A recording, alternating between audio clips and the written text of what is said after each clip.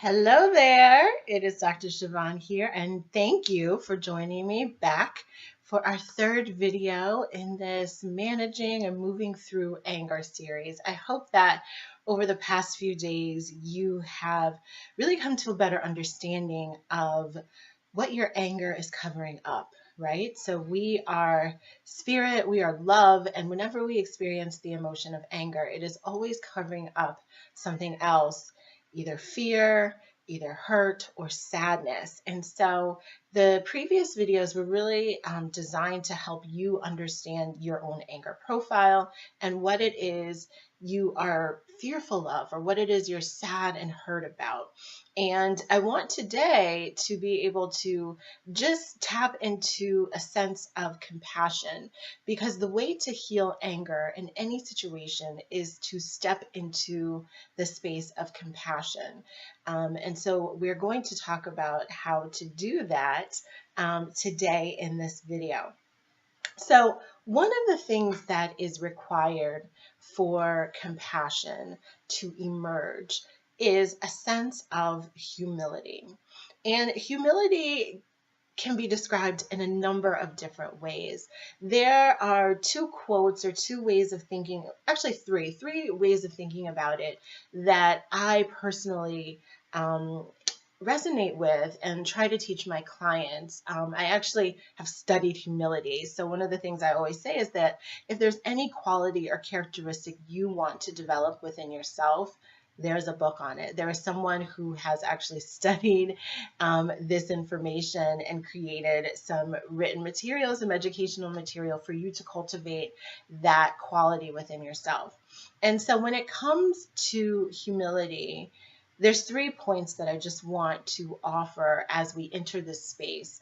One is this quote. It says, "Pride is concerned with who is right.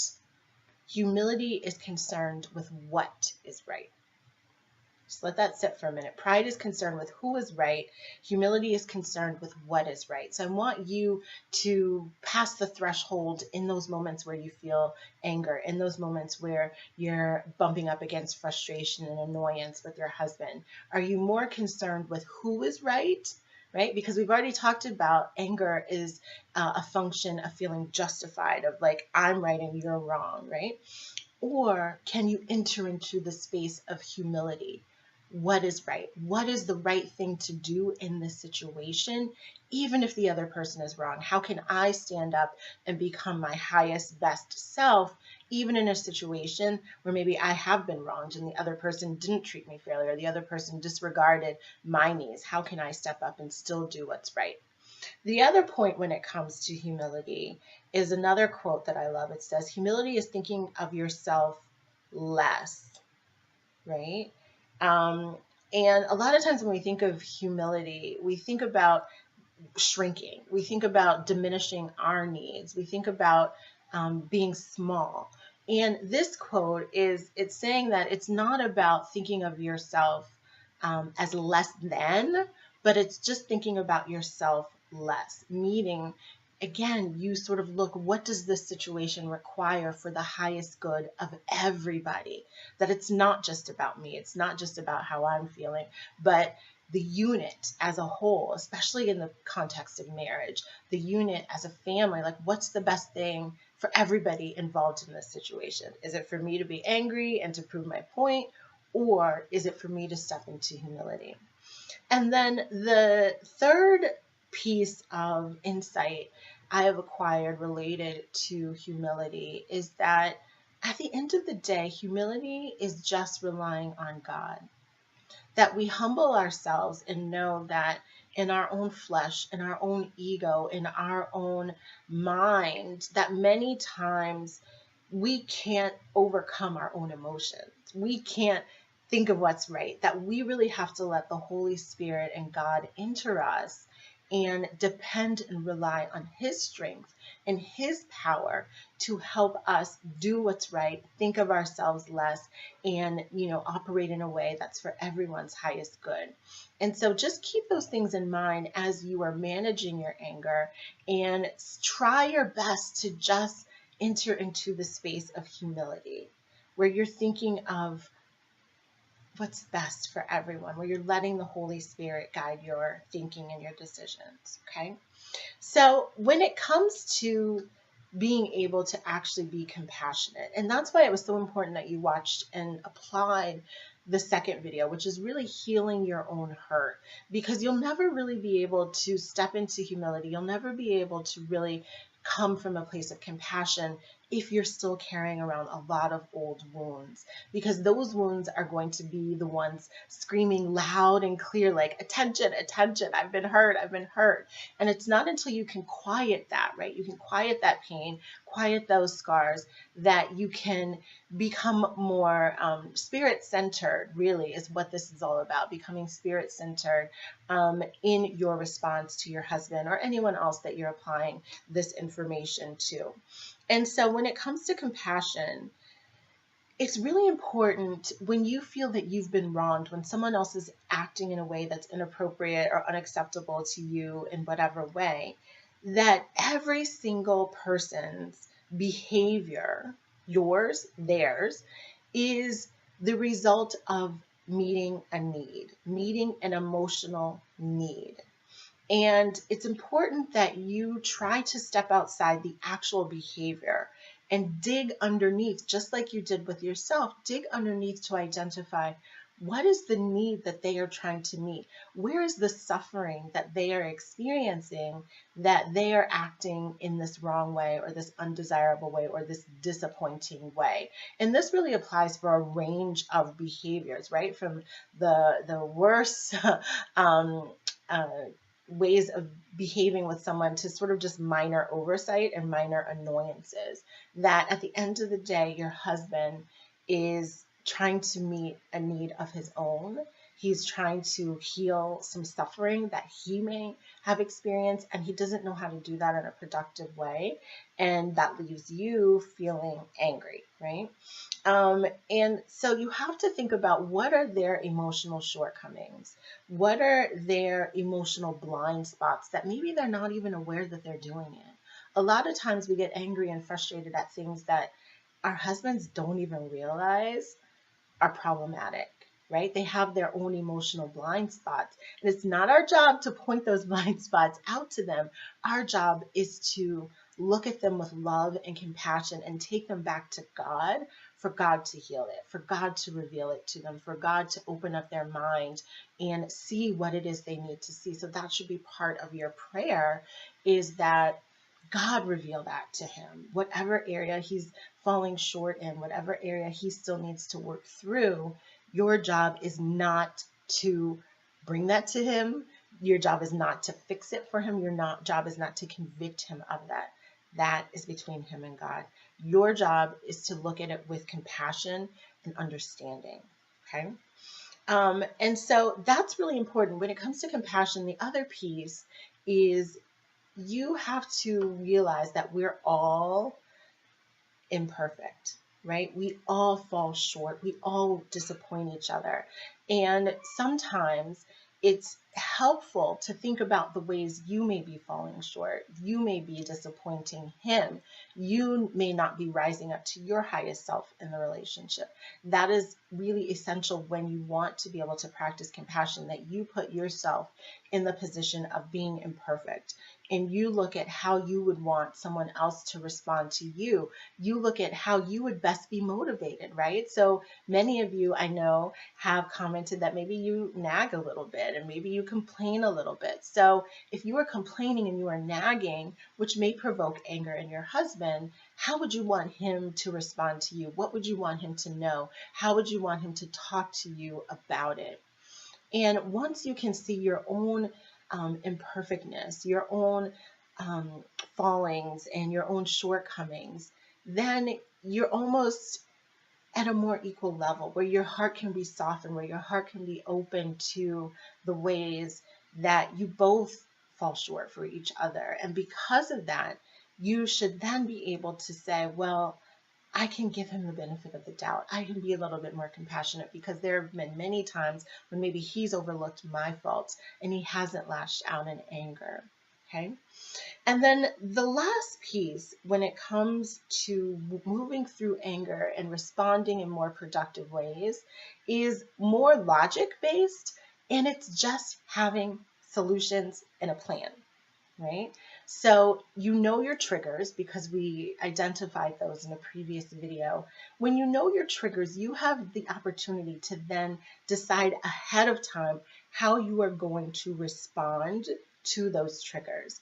You can get your own emotional stability plan such that when you know that situation is happening or you sense that you're in the moment of a trigger space, you decide this is how I'm going to respond. Like you can write it down right now, list all those things that were your triggers, and then what is your plan? What are you going to say? What are you going to do to create the emotional space you need to keep it together and to not respond in anger? So make your plan now when you're outside of the situation, because your logic will always kick in. Like it will be there. You just have to give it space to take over. And so some of those plans might include, I'll just give you some simple strategies that I personally use and that I teach my clients to use. Breathing, right? How many times have you heard this? None of these strategies are going to be like rocket science, but the effectiveness in it is in the application of it. The effectiveness of it is in the application of it. So it does you no good to listen to this and to think, oh yeah, I should count to 10. But when you're in the moment, you don't do it. So make a commitment now. You're watching this video, you've invested your time. Make the commitment now to apply this information. That's where the change will happen. Okay. So breathing, count to 10. Sometimes it's helpful when you're counting to just repeat a calming phrase. Calm is beautiful. Calm is beautiful. I welcome peace. I welcome peace. I am in control. I am in control. You can come up with your own phrase. 3 words is a nice little rhythmic cadence that's easy to remember and something that you can repeat over and over again without feeling like, I don't know what I'm saying, but just pick a 3-word phrase that really works for you. So calm is beautiful. I am in control. I welcome peace. Okay. Other thing is just taking a time out. I am the hugest fan of taking a time out. Just go to the bathroom, right? The bathroom is a socially acceptable place to be alone, right? Go to the bathroom, excuse yourself, even in the middle of a conversation. Excuse me, I just need to use the bathroom really quick. Let me just take a quick second. Center yourself. Sometimes I even suggest if people have like note cards or little prompts to calm them down in the actual bathroom, you can put it in the cabinet and just pull it out and just center yourself. Okay, so taking a time out. Give it time. A lot of times we are so quick to just rush into a conversation. There is nothing wrong with taking your time to process your emotions before you lash out and have a conversation when your emotions are not in check. So make it a rule for yourself.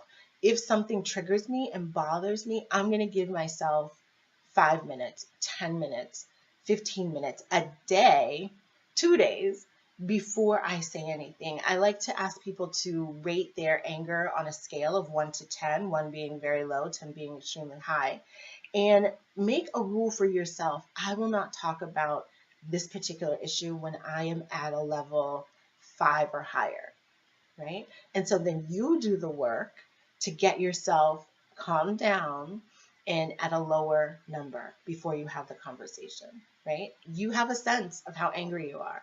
So make a rule for yourself.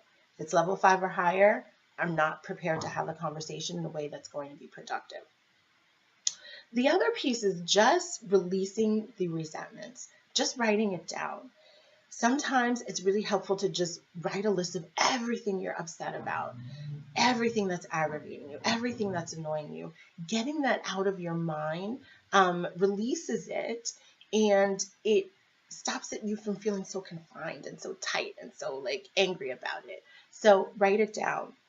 Other things is know your body state, right? If you're sleepy, if you're hungry, if you're overtired, those are high volatile situations For me, I know sometimes if you have to use the bathroom, even sometimes that is just a bad body state to be in. And so you need to address that basic need first. Sometimes you just need to take a nap. Sometimes you just need to eat something. Sometimes you just need to go to the bathroom, drink some water, right? You want your physical body to be in a receptive state to maintain its calmness. And when you're sleepy and hungry and agitated in your body in some way, that is not the time to have the conversation, okay? And then just continue to do this cultivation of forgiveness and grace, right? Continue to release your resentments. Continue to allow God to be in control of the situation. So many times when we're angry, we want to seek revenge. We want to make the other person feel bad. We want to make the other person understand how wrong they were. And that's not the right way to go. You know that already, right? And so the more and more you can tell yourself that it's unacceptable for you to behave in certain ways, right? Then you won't be as tempted to do that. So that is what I have for you in this third video. Again, cultivate the sense of humility. Enter into compassion. Try to understand what is the need, what is the emotional shortcoming, what is the hurt and pain and suffering that your husband may be experiencing, such that he can't show up for you in the way that you would like him to, or he is doing things that continue to aggravate you and disappoint you and don't meet your expectations. And then get a plan. Decide ahead of time how you will respond to the things that you know upset you.